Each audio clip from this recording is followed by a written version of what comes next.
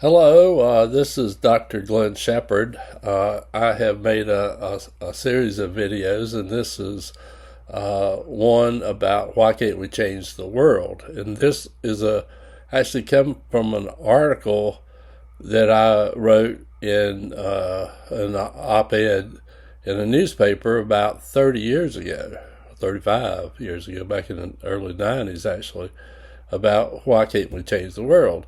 And also put this article in my first book called Human Transformation by Design. And that article's in there. This is one reason I'd like to just cover the basic concepts of that, and you can read that in my book if you like, the full article. But this is a question I think we've all asked. Why can't we change the world? What's going on? And you know, so this is just a short video that wraps up this message. We Why change the world? That's rather obvious, I guess. I may not need to spend much time on why there's so much homelessness and poverty. I mean, there are 25,000 children or people dying, most so many children every day from starvation, malnutrition.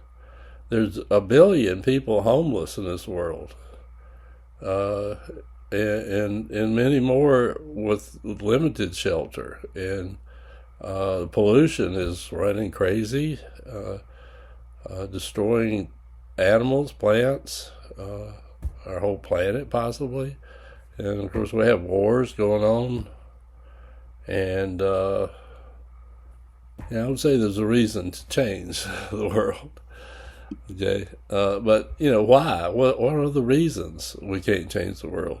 Well, there's actually a lot of reasons. It's very complex, geopolitical things going on, but it's mostly about power, people, mostly men, but there are some women who are just, to be honest with you, I think they're evil. They're so self-centered. You see, their ego is so bent on what they want, power, money, the whole works or whatever, and they just know there's no end to it. Well, the problem is they are stopping. I mean, like almost over 2/3 or 3/4 of the world, people living in dictatorships or authoritarian governments where people have very little freedom or control, and you send money or food to some really third world countries that really need it, and they often have rulers or gangs that run around or whatever, chaos in their country sometimes, and they steal the food, they take it, and you can't even get it to the people a lot of times.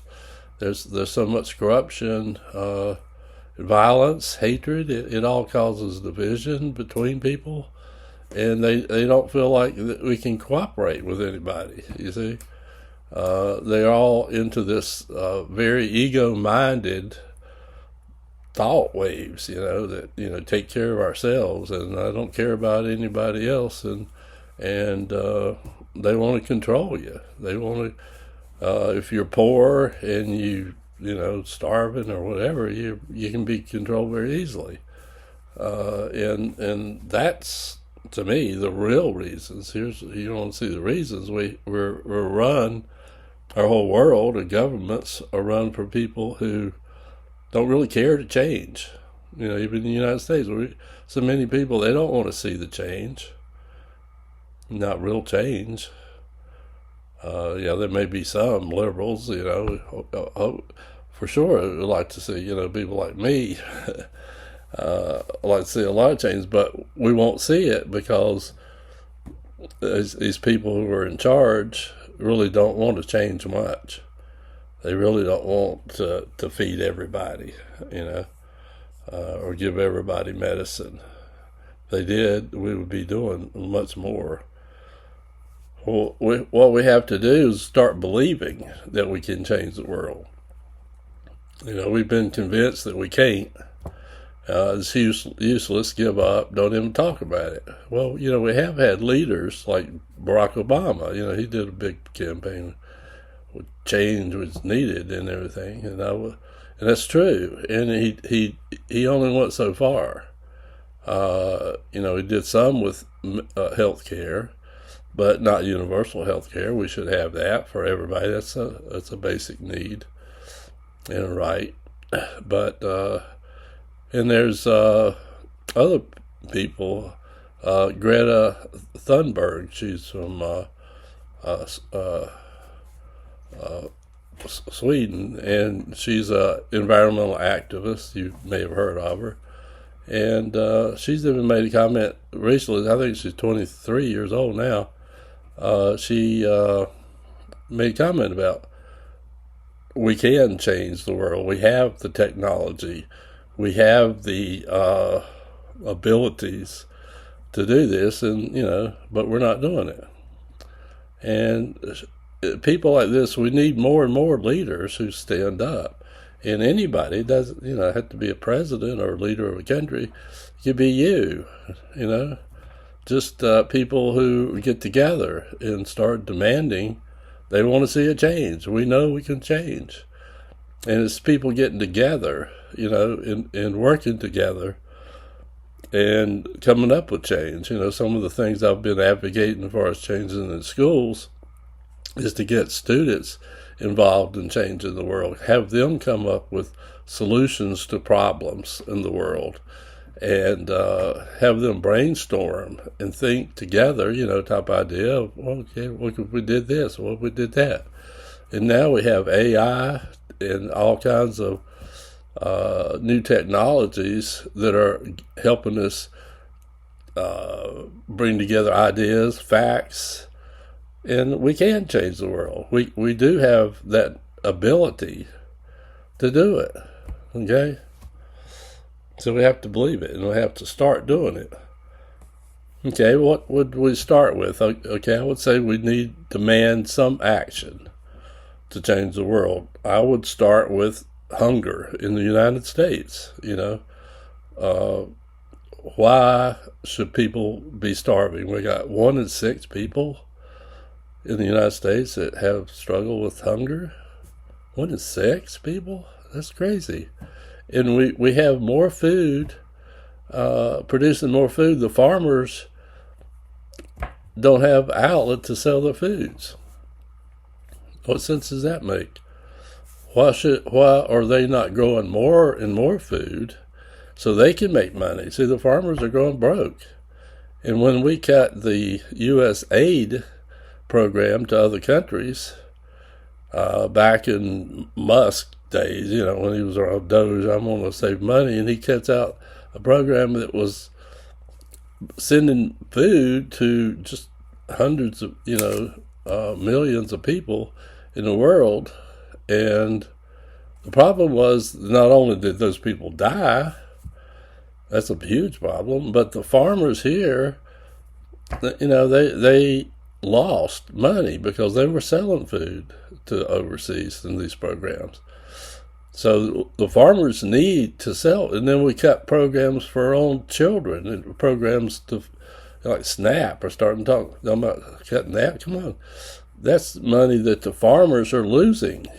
You see what the problem is? The farmers are losing because they don't have a good outlet to sell their product. Well, how about if the government buys the food from the farmers, or give people SNAP programs or money that they can buy food, and even with other countries, give some food to help some other people in other countries to help our farmers.